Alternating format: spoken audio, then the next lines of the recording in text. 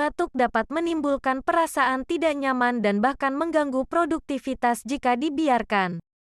Terlebih jika kamu perlu tampil di depan orang banyak. Tentu hal ini harus dihindari.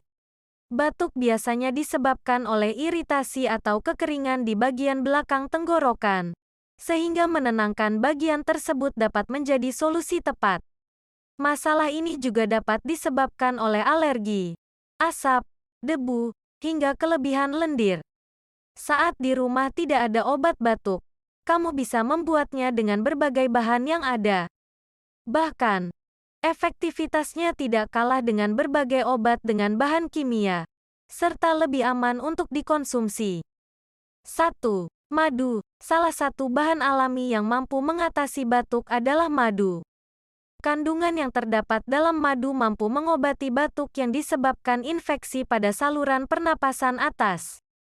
Cara mengonsumsi madu adalah dengan langsung menelan 1 sendok atau menambahkannya ke minuman panas, seperti teh herbal.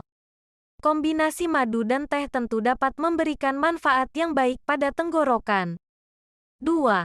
Jahe. Jahe juga termasuk obat batuk herbal dewasa yang bisa dikonsumsi. Tanaman ini dapat meredakan batuk kering atau asma karena kandungan antiinflamasinya. Kamu bisa mencampurkan jahe dan madu untuk mendapatkan manfaat yang lebih ampuh. 3. Berkumur air asin. Pengobatan herbal lainnya yang bisa dilakukan agar batuk dapat berhenti adalah dengan berkumur air asin. Metode ini dapat meringankan sakit tenggorokan dan berbagai gejalanya, serta mengeluarkan lendir yang bertumpuk.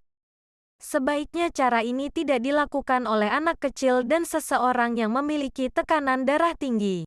4. Daun timi. Bukan hanya untuk menyedapkan masakan. Daun ini juga berguna sebagai obat-obatan dalam mengatasi batuk, sakit tenggorokan, hingga masalah pencernaan. Menurut penelitian, daun ini dapat membantu dalam meringankan gejala batuk. Itulah beberapa obat batuk herbal dewasa dengan bahan dasar alami yang bisa dikonsumsi. Jika kamu ingin mengurangi konsumsi obat dengan bahan kimia, pilihlah salah satu cara yang dirasa cocok dan efektif dalam mengatasi batuk yang menyerang.